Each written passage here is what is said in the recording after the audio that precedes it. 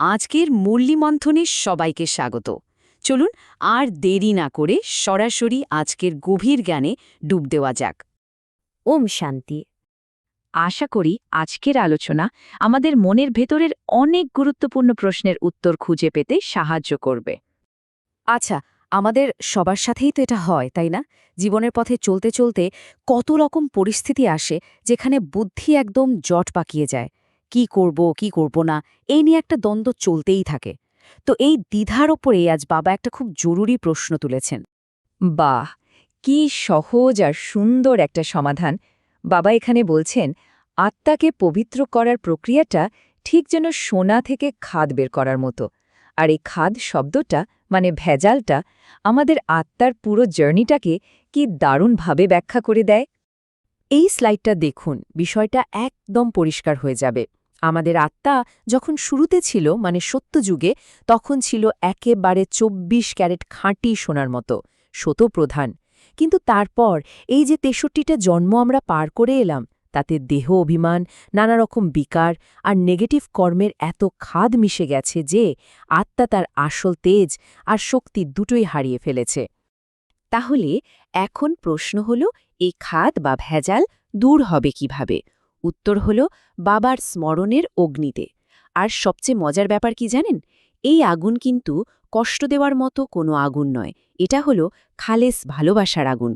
ঠিক যেন একটা ফোনের ফ্যাক্টরি রিসেট করার মতো, মানে শুধু বাবার ভালোবাসায় ডুবে থাকলেই আত্মার জন্ম জন্মান্তরের যত পাপের ভাইরাস আছে সব ডিলিট হয়ে যায়। কিন্তু এই যে এত সুন্দর একটা যাত্রা, এর মধ্যেও তো আমাদের মন মাঝে মাঝে এদিক ওদিক চলে যায়, বিভ্রান্ত হয়ে পড়ে। তাই বাবা আজকে এই প্রশ্নটা করেছেন, যার উত্তরটা আমাদের জীবনটাকে অনেক অনেক সহজ করে দিতে পারে। আর বাবা নিজেই এর খুব সহজ কিন্তু ভীষণ গভীর একটা উত্তর দিয়েছেন, সেটা হলো ড্রামার স্মৃতি।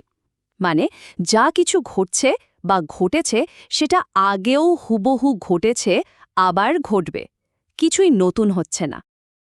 এখন অনেকেই ভাবতে পারেন, ড্রামাকে মেনে নেওয়ার মানে কি হাত পা গুটিয়ে বসে থাকা? একদমই না। এর আসল অর্থ হল, যা হয়ে গেছে তা নিয়ে অহেতুক চিন্তা করে নিজের শক্তি নষ্ট না করা।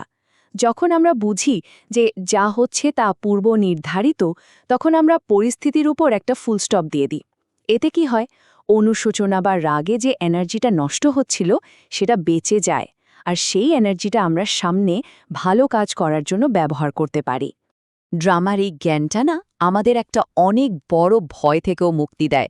এই স্লাইডটা দেখুন, একদিকে ৮৪ লক্ষ জনির একটা ধারণা, যেটা যুগ যুগ ধরে মানুষের মনে ভয় ঢুকিয়ে রেখেছে, আর অন্যদিকে বাবা এসে যে সত্যটা আমাদের বোঝাচ্ছেন যে আমরা মাত্র ৮৪টা মানুষের জন্ম নিই, এটা আমাদের ভয় থেকে বের করে এনে নিজের সম্মানে জাগিয়ে তোলে। বাবা তো পুরো অঙ্কটাই কষে দিয়েছেন। যারা ভারতবাসী আত্মা, তারাই পুরো ৮৪টা জন্ম নেয়।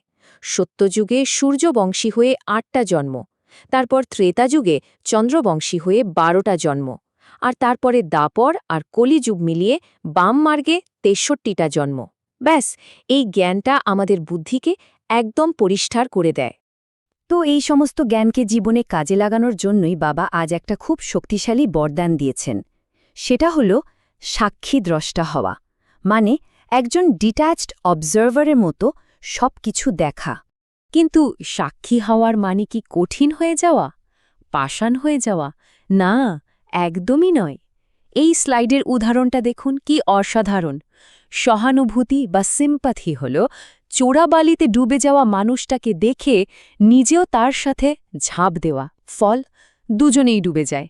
কিন্তু করুণা বা কম্প্যাশন হল নিজে শক্ত মাটিতে দাঁড়িয়ে থেকে ওই ডুবে যাওয়া মানুষটার দিকে দড়ি ছুঁড়ে দেওয়া। সাক্ষীদ্রষ্টা হওয়ার অর্থ হল করুণাময় হয়ে অন্যকে সাহায্য করা, সহানুভূতিতে ভেসে গিয়ে দুর্বল হয়ে পড়া নয়। তাহলে আজকের পুরো আলোচনা থেকে আমরা দুটো মূল জিনিস জীবনে ধারণ করতে পারি। প্রথমত, ড্রামার প্রত্যেকটা সিনে নিশ্চিন্ত থাকতে হবে, কারণ প্রত্যেকের পার্ট একদম নিশ্চিত। আর দ্বিতীয়ত, এই যে সঙ্গমযুগের অমূল্য সময়টা আমরা পেয়েছি, এতে স্মরণের শক্তি দিয়ে নিজেকে কড়ির মতো মূল্যহীন অবস্থা থেকে তুলে হীরের মতো মূল্যবান বানাতে হবে। আর আজকের স্লোগানটা তো এই পুরো যাত্রার জন্য একটা মাস্টার কির মতো। যখন বাবা, ড্রামা আর নিজের শ্রেষ্ঠ ভাগ্যের উপর আমাদের দৃঢ় নিশ্চয়তা থাকে, তখনই কিন্তু আমরা সব পরিস্থিতিতে নিশ্চিন্ত থাকতে পারি। ওম শান্তি।